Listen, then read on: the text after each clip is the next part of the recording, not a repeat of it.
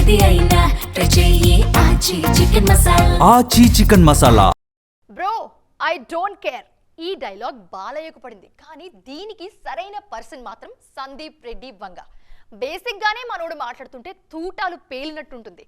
తాజాగా ధురంధర్ 2 చూసి బాలీవుడ్ మీద విరుచుకుపడ్డారు వంగ. మరి ఈయనకు హిందీ మార్కెట్ అక్కర్లేదా? సందీప్ కామెంట్స్ ప్రభాస్ తో చేస్తున్న స్పిరిట్ పై ప్రభావం చూపిస్తాయా? సందీప్ రెడ్డి వంగాను రెబల్ రెడ్డి అనాలేమో. దురంధర్ 2ను మెచ్చుకుంటూనే బాలీవుడ్ నటులు, రైటర్లపై సందీప్ వంగా వేసిన సెటైర్లు హాట్ టాపిక్ గా మారాయి. ఇప్పుడు లిబరల్ ముసుగులో ఎన్నో ప్రాపగండ సినిమాలు చేసిన వాళ్లంతా ఇప్పుడు నిజాలు చెప్తున్న సినిమాలను విమర్శించడమేంటని ఆయన నేరుగానే టార్గెట్ చేస్తూ విమర్శలు గుప్పించారు. దురంధర్ 2 సక్సెస్ మీద హిందీ ఇండస్ట్రీ సైలెంట్ గా ఉండడాన్ని తప్పుబట్టిన సందీప్ చివర్లో మండుతున్నట్లుంది అంటూ ఘాటు డైలాగ్ పెట్టడం మరింత వివాదంగా మారింది. తమకు నచ్చని సినిమాలను ప్రాపగండా అంటూ ముద్ర వేస్తున్న వాళ్ల హిపోక్రసీని ఆయన తన స్టైల్లో చీల్చి చెండాడడం ఇండస్ట్రీలో ప్రకంపనలు రేపుతోంది. నిజానికి సందీప్ వంగా బాలీవుడ్ పై ఇలా సెటైర్లు వేయడం కొత్తేమీ కాదు.